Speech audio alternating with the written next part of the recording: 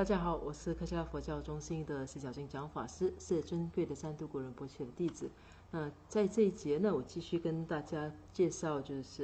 我们现在介绍的是承诺这本三度古仁波切生平传记的第5章。第5章主要是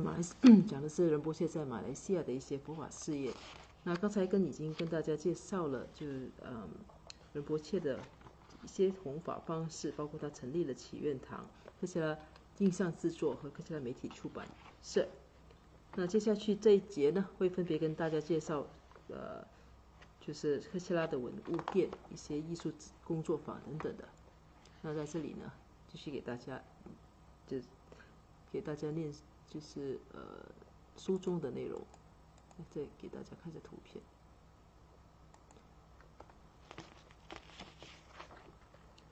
自小仁波切就喜欢制作佛的图像，并将之分发出去，以此加持人们。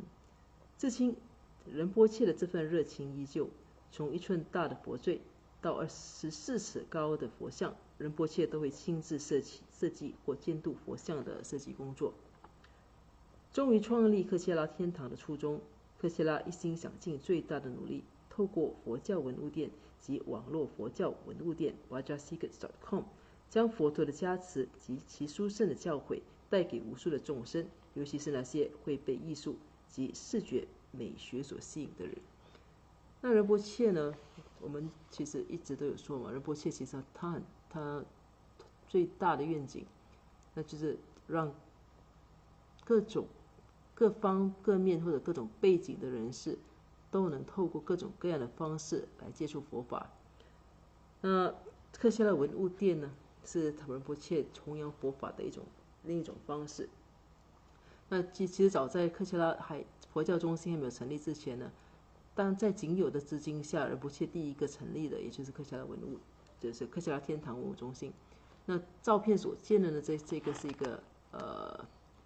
就是其中一个文物中心的一个图片。那大家可以看到，就是在文物中心里，就有各种精美的佛像，就是宗喀巴大师像是格鲁传承的，也包括还有其他的一些佛像和佛坠，包括唐卡和各种法器等等。那主要仁波切希望能够给大家一个方便，让马来西亚或者是就是甚至就是马来西亚或者附近的一些佛教群众或者是一些追随者，藏传佛教的追随者，都能够以一个简单一个方便的方式找到正确的造型精美的佛像，那从此能够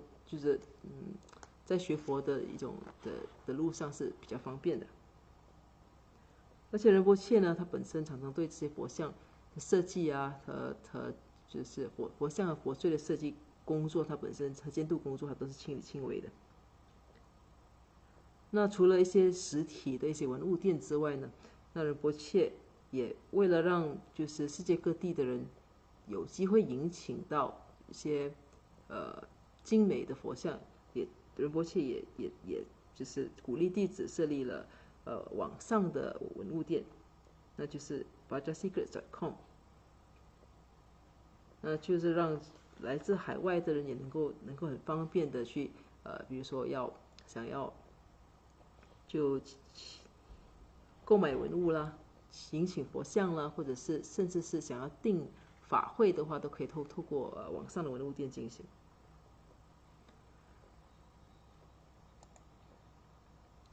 那这一张图呢，是克夏拉文物店早期的文物店其中一个角落，这是最初期的克夏拉天堂文物中心。那这张图片呢，其实是设于克夏拉天堂文物中心的其中一张图片。这个图片呢，其实并不是一个过度曝光的图片。那当时其实是没有数码相机的。最左边这个穿白衣服其实是仁波切。那在没有数码相机的时代，拍照的人都会把画面拍到底片上，来再经过等上1个星期才能够看到，就是经过照片的冲洗工作过后，才能看到自己拍到了什么东西。所以当时呢，拍这张图片的弟子呢，他在照片洗出来过后，他就吓了一跳，因为其实当时仁波切其实就现场的一些弟子他都记得，仁波切只是就像平常一样在加持一张唐卡，但是在拍照片呢，却显示出有一道很神秘的光就围绕着仁波切，而且其实更不寻常的就是在同一个角度的拍摄，前几秒和后几秒所拍下的照片呢，却没有看到那道光。那这是一些比较神秘的一个现象。那介绍了科切拉天堂文物中心呢，我们接下去介绍的大家看一下图片，估计也猜得到，这个小题呢是在艺术中修行。东南亚首家喜马拉雅艺术工作室的诞生，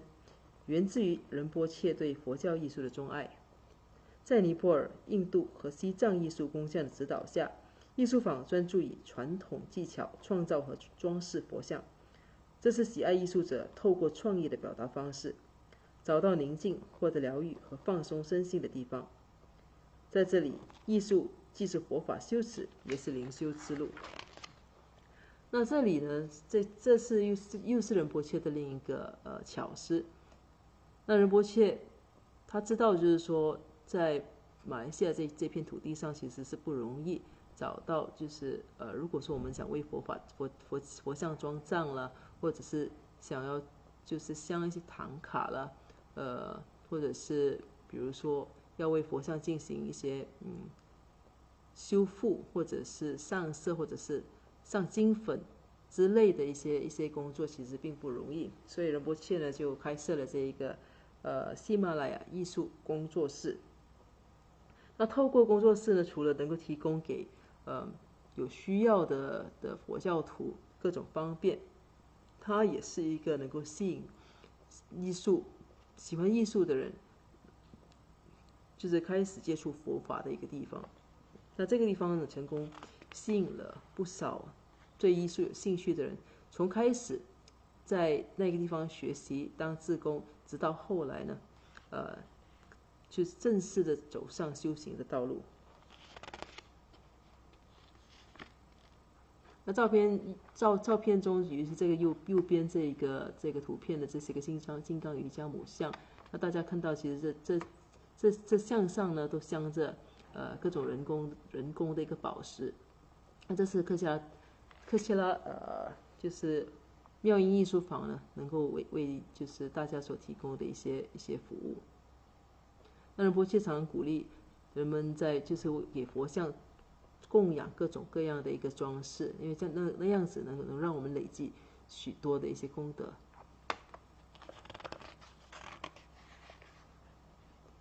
那在接下来呢，仁波切就弘法的另一个方式呢，就是透过素食店。仁波切极力提倡素食主义，本身也身体力行的向我们示范，我们能如何轻易的就将佛陀不杀生的教义贯彻在日常生活当中。那一切就从我们的饮食做起。科切拉素食餐厅提倡的饮食文化，是建立在觉知、尊重和对所有众生慈悲的基础上。这种饮食文化不仅善待自信，也善待地球。那仁波切其实他就忠于佛教的一个精神，就是不杀生，那慈悲对待众生，就是对待每一个众生，就像对待我们自己的母亲一样。那自然呢，也就是也不杀生，很自然的，那就是选择素食。所以仁波切对推行素食呢是不遗余力的。那为了方便大家，就是能够享用健康、有营养的又美味的一个素食，那仁波切就成立了科切拉的本身的素食店，那就是科切拉卢逸轩。那左边的照片，这是一个藏式的一个嬷嬷。右边呢，这是当年特斯拉素食店刚刚成立的时候，那仁波切跟他的弟子就是在仁波切的引导下创建这个克切拉卢逸轩这位弟子的一起拍摄的一个照片。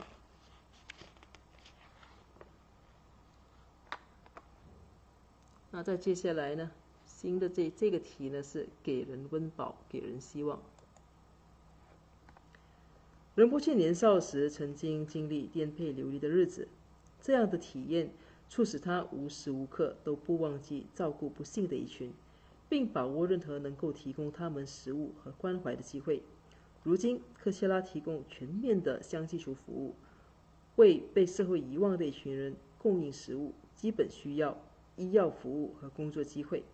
而最重要的，则是给他们带来希望和尊严。占仁波切基金会于近年成立，为拥有共同理想的人们提供一个实现关怀社群、改善社群生活质量的平台。这个免税的慈善基金会除了给有需要的人送饭，其主要目标是帮助弱势群体就学、照顾被遗弃的动物，以及对环境问题的关注和改善。在这些慈善活动中受惠的不仅是接受方，它同时也不分种族、信仰，为每一个人提供一个学习慷慨和慈悲的平台，以此唤醒人类仁慈的天性。那其实大家看到这个照片显示的，其实这个就是克切拉香济厨的一个画面。照片显示就是我们的其中一名志工呢，分派食物给前来的一些人士，他可能有一些是一些流浪汉，那有一些呢可能是一些都市的一些贫穷人士。那当然除了提供食物呢，那克切拉香济厨也为有需要的一些无家可归的一些人们呢提供医疗服务。那照片可以看到，其实我们有些救护车，就遇到有受伤的人，就是有政府有一些医院医生呢，也常常不定期的投入这项服务，为有需要的人，为病人啊、老人家进行一些看诊之类的。那除此之外，对一些贫穷家庭呢，我们志工也常常会登门造访啦，就了解到他们的情况啦和需要啦，有必要的时候会安排做一些妥善的安排。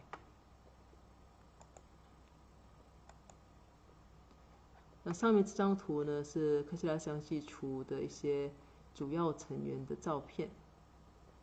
那下面的是显示分派食物时的一个情况。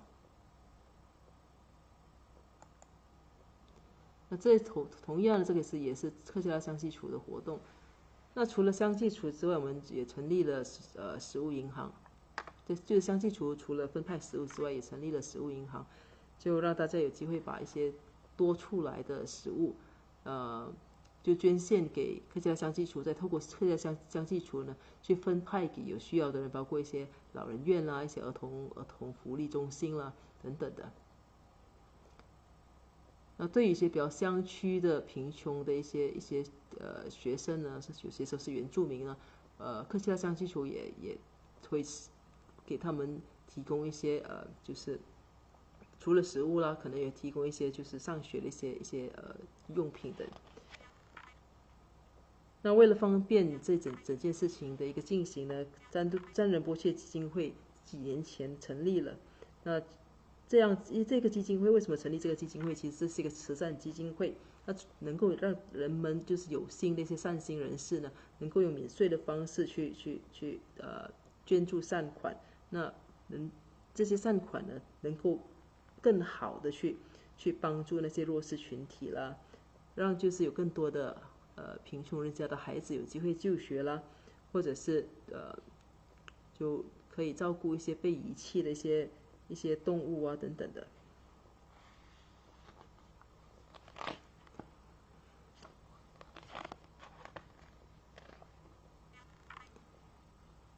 那接下去的这个章节呢，大家大概可以看到，看图片呢，也可以知道这个是跟动物有关的。小提示：为无法说话的动物发声。我们可以从仁波切对动物的深切爱护，以及他真诚期望能够给予动物，尤其是遭虐待和遗弃的动物，一个没有痛苦和折磨的生活这2点上，看到仁波切对一切众生的无限慈悲。科切拉的动物福利计划旨在为所有动物打造一个安全、美丽的庇护所，让他们能够自由地在一个拥有爱、关怀和良好的居住环境下生活，这是每个生命都该享有的权益。那我们如果说我们有看仁波切过去的一些历史的话，我们知道仁波切自小就特别的就对动物是特别关心的。他从小就养狗啊，养各种小动物啦，就是即使在自己非常非常穷没东西吃的时候，也把食物就跟动物分享了。那很自然的，当就是有了科夏拉团体之后呢，在帮助动物的这项努力上，就是更上一层的。那除了随时随地，就是仁波切每一次出外啦，都会带这些动物的食粮，看到路上的一些流浪狗啊、流浪猫，都会给食物之外，那仁波切也鼓励每一位弟子都这么做。那基本上我们现在就是有任何剩余的食物，基本上都会是去分派给一些流浪狗的。那有时候看到一些受伤的动物啊什么的，仁波切的就是弟子们也都会把动物送到相应的一些兽医诊所去接受治疗。那主要这个背后其实主要是这整个佛教的一个慈悲的一个想法，就是说其实众生都是平等的。那而且动物最重要是动物它没有办法说话。仁波切常提醒我们说，动物没有办法说话，它们即使是极度的受到病痛的一种折磨，它们也没有办法为自己发声。所以我们应该更加体贴、更加关注的去留意动物的一些怎么说呢？一些需要。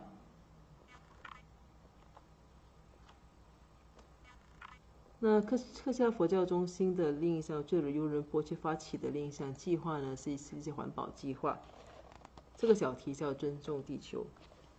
因果业力和万物之间的相互依存是仁波切教诲的核心。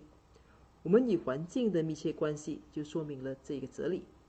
而我们的责任则是为我们的后代留下一个比目前更美好的世界。维持大地的平衡是西藏疗愈法里重要的层面，因此科切拉全年进行了回收运动，旨在提高参与者的醒觉，对每一件取之地球的事物都有觉知，并鼓励每个人为下一代着想，尽一己之力保护我们居住的地球。关于就是一些环保，我相信大家都很熟悉，那我就不需要多介绍。那其实这个东西当然就是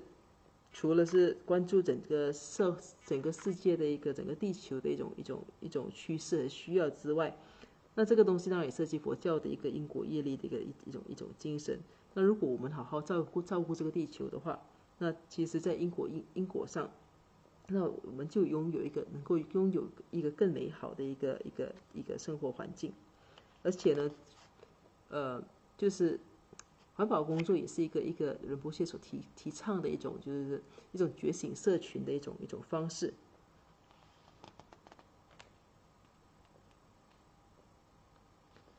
与此之外，当然也是说，让我们更懂得珍惜我们所拥有的每一件事物。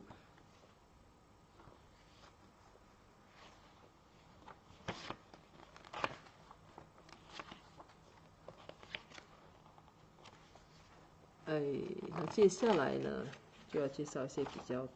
大的，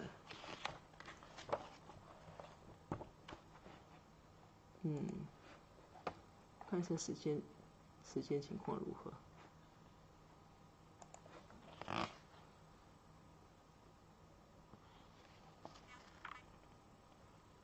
好，还有时间。那接下去呢，大家看这张图片。那这个图片呢，其实一看大家就是看到这是一个绿色的，这其实是一个郊外的一个地方。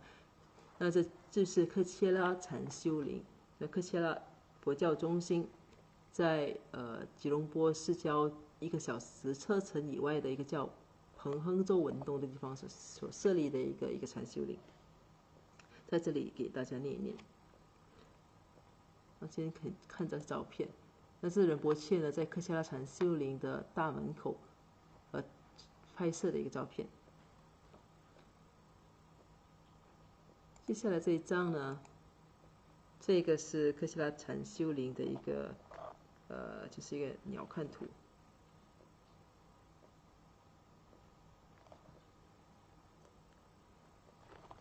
好的，那先引用仁波切的话：从小我就想打造一个让人们与大自然和地球能够融为一体的地方，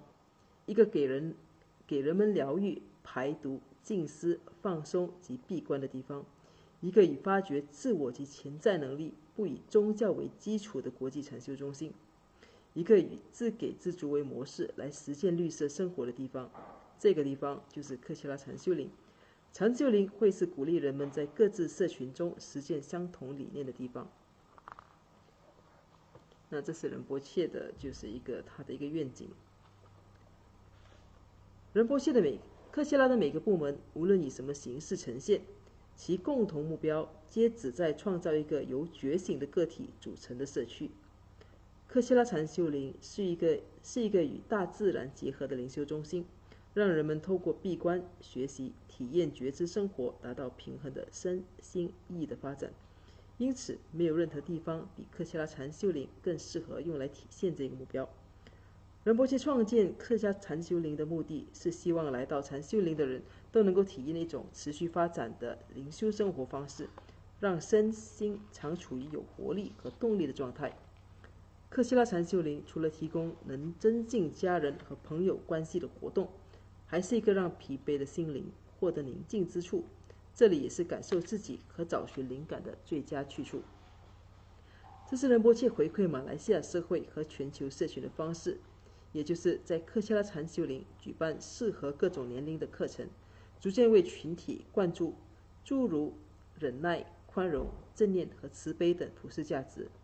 仁波切最希望的是，所有来过禅修林的人皆能够受到启发，并且在各自的社区分享所学，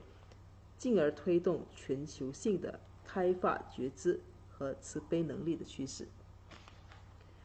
那这是仁波切的一个愿景。仁波切就是仁波切他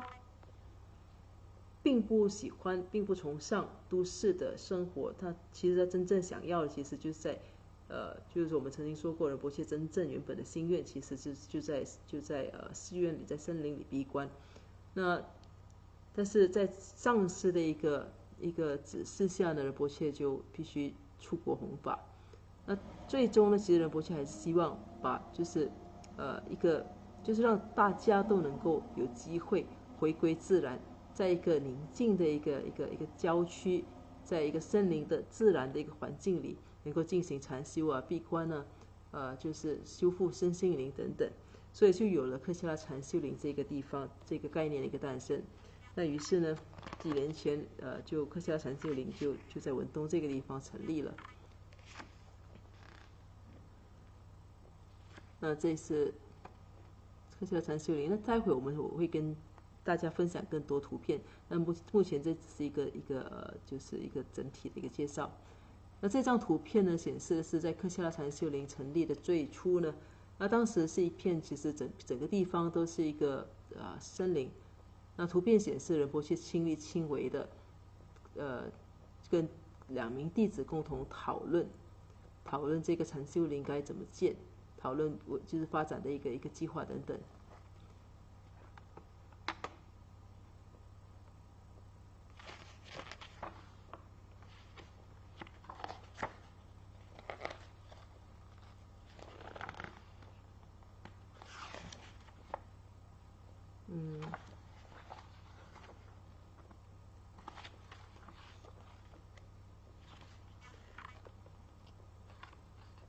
这里还有一些图片，这是科奇拉禅修灵的一些，不要紧，这些图片待会大家一起再一起一次过给大家介绍。那时间的关系，我们这次的分享呢，暂时就到这里，待会可以继续跟大家分享更多关于禅修灵的一些细节图片。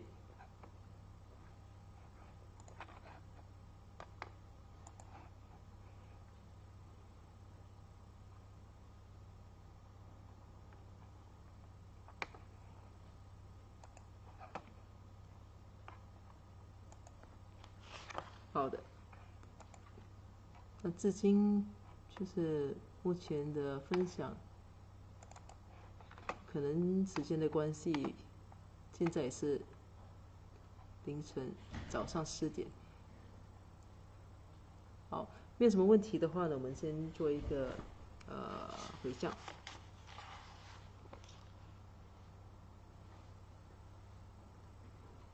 如宝珍贵菩提心，未生出者愿生出，已生出之菩提愿，岂不退转倍增长？如宝珍贵之空性，未生出者愿生出，已生出之空性宝，岂不退转倍增长？愿以此修一切功德，利益所有众生助法弘，显明至尊善慧名称师所设佛法心要诸圣教。唯愿世世不离真上师，唯愿随时享有圣正法，并于地道功德圆满后，迅速证得金刚持果位。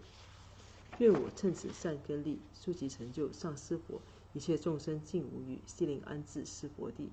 愿以弘扬中喀巴法王正法理则记，直系障碍之征兆，一切顺缘悉圆满。我及他人之三世，依止相属24亿，祈愿善慧名称佛，教法永驻圣增长。愿昼吉祥，夜吉祥，昼夜60恒吉祥，一切事中皆吉祥。唯愿三宝常摄受，至尊上师身受永稳固。妙善法业普及遍十方，善慧教法聚光照三域，众生未尽，其请恒常住。那这一次的分享呢，就到这里为止。那很快的，接下去我会继续给大家分享更多科奇拉禅修灵的图片。那谢谢大家。